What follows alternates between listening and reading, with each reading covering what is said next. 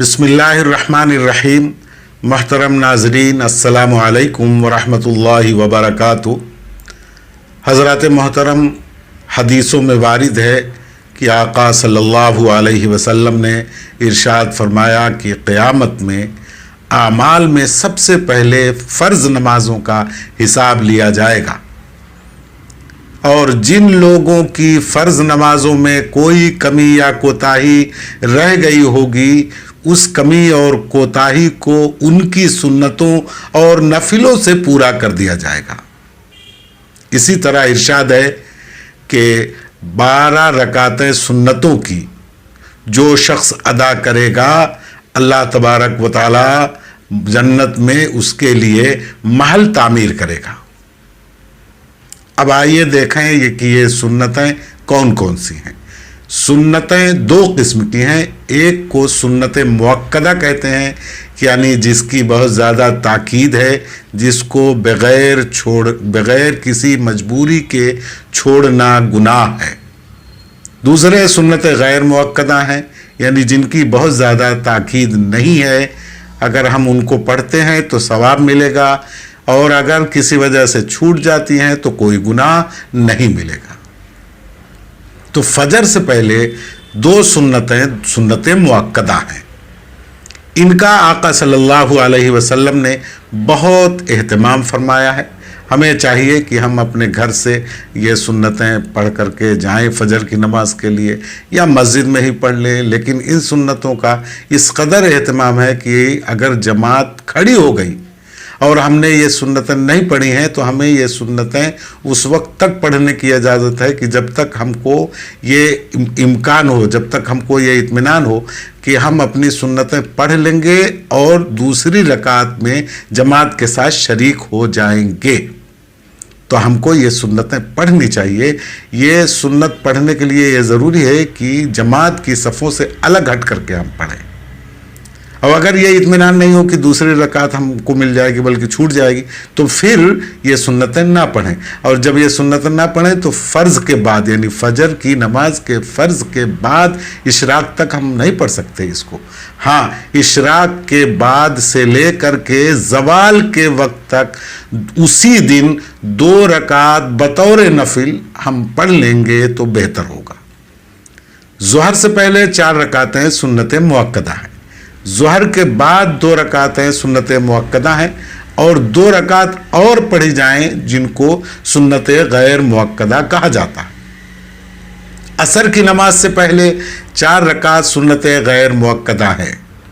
लेकिन अगर हम ऐसे वक्त मस्जिद में पहुँचे कि हम 4 रकात सुन्नत गैर मुअक्कदा अगर पढ़ेंगे तो जमात छूट जाएगी, लेकिन 2 रकात पढ़ सकते हैं तो 2 रकात भी पढ़ लें। 2 रकात भी सुन्नत गैर मुअक्कदा समझी जाएगी और उसकी फजीलत आपको हासिल हो जाएगी। मगरिब की नमाज के बाद 2 रकात सुन्नत मुअक्कदा हैं। इशा की नमाज के पहले 4 रकात सुन्नत गैर मुअक्कदा हैं। बाद में 2 रकात सुन्नत मुअक्कदा हैं। उसके बाद इस 2 रकात सुन्नत मुअक्कदा के बाद बाज़ उलमा के नज़दीक 2 रकात सुन्नत गैर मुअक्कदा हैं, बाज़ के नज़दीक 4 रकात सुन्नत गैर मुअक्कदा है। बहरहाल इनका एहतमाम करना चाहिए और सुन्नत और नफिल की नीयत में नमाज के वक्त का ज़िक्र करना ज़रूरी नहीं। अगर ज़िक्र कर दिया, मसलन यूँ कहा कि मैं 4 रकात सुन्नत मुअक्कदा ज़ुहर की पढ़ रहा हूँ, तो ये ज़ुहर का नाम लेना ज़रूरी नहीं है, लेकिन अगर नाम ले लिया जाए तो उसमें गुंजाइश है। जितनी सुन्नतें हैं, अगर ये सुन्नतें छूट जाएं, आदमी न पढ़ पाए, तो इनकी क़ज़ा नहीं है। लेकिन अगर किसी ने सुन्नत की नमाज की नीयत कर ली या नफिल नमाज की नीयत कर ली, नीयत करने के बाद किसी वजह से उसको तोड़ देना पड़ा, तो अब ये सुन्नत या नफिल उसके ऊपर वाजिब हो गई है, अब उसको उसकी क़ज़ा करनी पड़ेगी। सुन्नत और नफिल के लिए तो यही है कि घर पे पढ़ी जाए, लेकिन आज के माहौल के एतबार से ये लॉकडाउन के हालात को छोड़ करके आम हालात में भी अगर मस्जिद में ही पढ़ लिया जाए, क्योंकि हालात ऐसे हैं, घर के माहौल ऐसे हैं कि आदमी वहाँ जाएगा शायद छूट जाए, ज़्यादा इम्कान है اس لیے اس کو پڑھ ہی لینا چاہیے، اور فرض اور سنت کی نمازوں میں بہت زیادہ گیپ کرنا یہ بھی مناسب نہیں ہے۔ فرض نماز کے بعد دعائیں قبول ہوتی ہیں، دعا آدمی کر لے، اس کے جو اوراد ہیں، وظائف ہیں، وہ پڑھ لے، اور اس کے فوراً بعد اپنی سنتیں ادا کرے۔ بہت زیادہ اس میں فاصلہ کرنا یہ کسی طرح سے مناسب نہیں ہے، اس لیے کہ اس سے چھوٹ جانے کا خطرہ ہے۔ کوئی دینی ضرورت ہو تو اس کے لیے تھوڑی دیر وقفہ کر لینا، تھوڑی دیر ٹھہر جانا اس کی گنجائش ہے، لیکن زیادہ گیپ کرنا مناسب نہیں ہے۔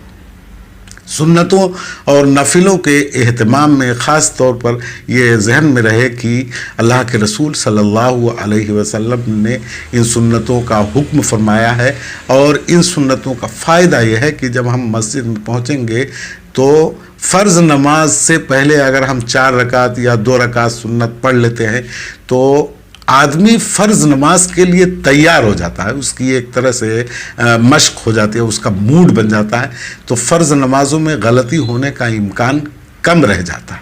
فرض نمازیں آدمی چستی سے پڑھ سکتا ہے، اس لیے اس کا خاص طور پر اہتمام کرنا چاہیے۔ دعا کیجئے کہ اللہ تبارک و تعالی ہمیں سنتوں کا اور نفلوں کا اہتمام کرنے کی توفیق عطا فرمائے، اور یہ ہمارے لیے ہمارے لیے ذخیرہ آخرت بنائے۔ اللہ تبارک و تعالی فرض نمازوں کی صحیح ادائیگی کی توفیق عطا فرمائے۔ آمین۔ السلام علیکم ورحمۃ اللہ وبرکاتہ۔